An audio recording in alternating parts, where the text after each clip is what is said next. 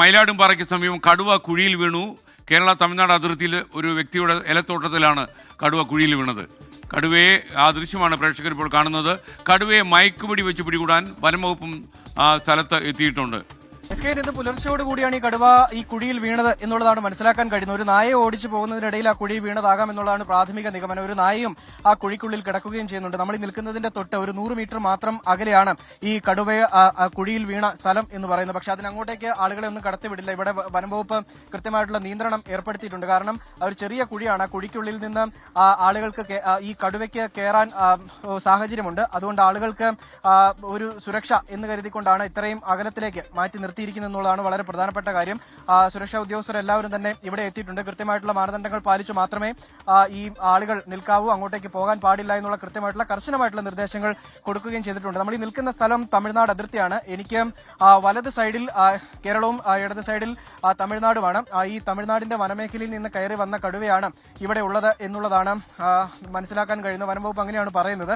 എന്തായാലും ഇതിനെ മയക്കുവെടി വെച്ച് പിടികൂടുക എന്നുള്ളൊരു ലക്ഷ്യമാണ് എന്തായാലും വനംവകുപ്പിന്റെ ഭാഗത്തു നിന്നുള്ളത്. അതിനു വേണ്ടിയിട്ടുള്ള നടപടിയാണ് ഇപ്പോൾ എന്തായാലും സ്വീകരിച്ചിരിക്കുന്നത്. തമിഴ്നാടിന്റെയും അതുപോലെ തന്നെ കേരളത്തിന്റെ വനംവകുപ്പുകൾ സംയുക്തമായി ഈ മയക്കുവെടി വെച്ച് പിടികൂടുന്ന ദൌത്യത്തിലേക്ക് വരും എന്നുള്ളതാണ് പറയുകയും ചെയ്തിട്ടുള്ളത്. നാട്ടുകാരൊക്കെ ഇവിടെ കൂടുകയും ചെയ്തിട്ടുണ്ട്. ഇനി അപ്പുറത്തേക്ക് കടത്തിവിടുന്നില്ല. ചേട്ടാ, ഇവിടെ ഈ കടുവയുടെ പ്രശ്നം ഉള്ളതാണ്? നിലവിൽ പ്രശ്നങ്ങളൊന്നും ഉള്ളതല്ല. ഇതിപ്പോ തമിഴ്നാട് ബോർഡർ ആയതുകൊണ്ട് കയറി വന്നതാണെന്നാണ് പറയുന്നത്.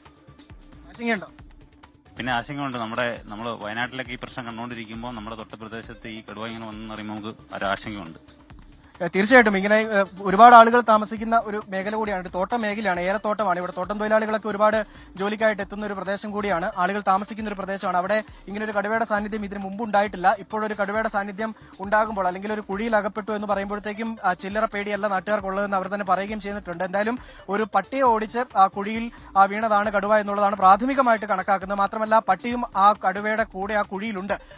ഈ കടുവയെ മയക്കുവെടി വെച്ച് പിടികൂടുന്നതിന് മുൻപ് കൂട് വെച്ച് അതിനെ കൂട്ടിനകത്താക്കാൻ പറ്റുമോ എന്നുള്ളൊരു ശ്രമം വനംവകുപ്പ് നടത്തും. അങ്ങനെ പറ്റിയില്ലെങ്കിൽ മാത്രമേ മയക്കുവെടി വെക്കുകയുള്ളൂ. നേരത്തെ വണ്ടിപ്പെരിയാറിൽ മയക്കുവെടി വെച്ച് കടുവ പ്രകോപിതനായി അതിനെ വെടിവെച്ച് കൊലപ്പെടുത്തേണ്ട ഒരു സാഹചര്യമൊക്കെ ഉണ്ടായിരുന്നു. അത് വലിയ തരത്തിൽ വനംവകുപ്പിന് വീഴ്ച പറ്റിയെന്നുള്ള വിമർശനമൊക്കെ ഉണ്ടാക്കിയതാണ്. അതിനപ്പുറത്തേക്ക് ഇതിനെ കൂട്ടിൽ അകപ്പെടുത്താൻ കഴിയുമോ എന്നുള്ളൊരു ശ്രമമാണ് നിലവിൽ എന്തായാലും ഈ വനംവകുപ്പിന്റെ ഭാഗത്ത് നിന്ന് ഉണ്ടാവുകയും ചെയ്യുന്നത്. അതിനുവേണ്ടിയുള്ള ക്രമീകരണങ്ങളാണ് ഇവിടെ ഒരുക്കിയിട്ടുള്ളത്.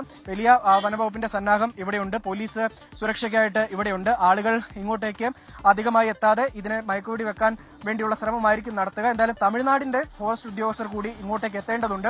അതിനുള്ളൊരു കാലതാമസം മാത്രമാണ് നിലവിൽ ഉള്ളത് എന്നുള്ളതാണ് കേരള വനംവകുപ്പ് നമ്മളോട് പറയുകയും ചെയ്തിട്ടുള്ളത്.